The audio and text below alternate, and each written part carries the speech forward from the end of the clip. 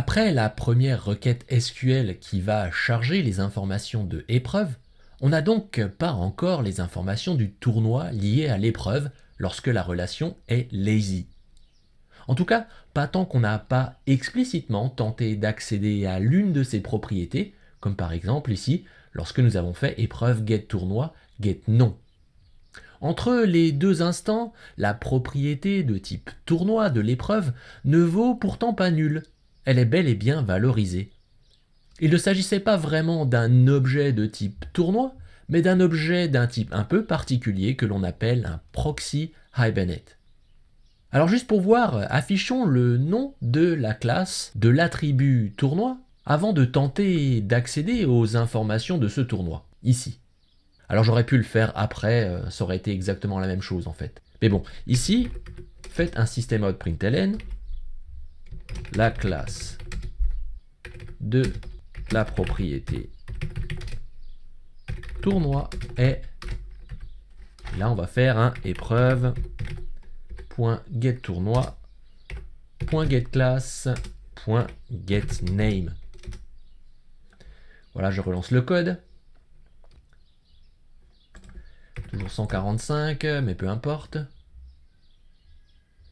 Voilà, comme vous pouvez le voir, la classe de la propriété tournoi est de type Hibernate Proxy et non pas de type tournoi.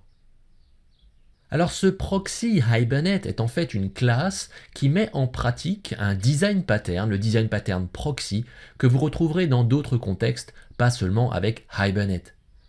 Une classe de type proxy est créée à la volée et hérite de la classe d'origine, à savoir la classe tournoi ici. Elle peut donc être utilisée dans la propriété tournoi de épreuve. En plus d'hériter de tournoi, ce proxy dispose d'une propriété pour l'identifiant du tournoi. Donc si je fais un getID ici du tournoi de l'épreuve, eh bien je suis censé obtenir quelque chose, même si la requête pour récupérer le tournoi en question n'a pas encore été réalisée. Voilà, l'identifiant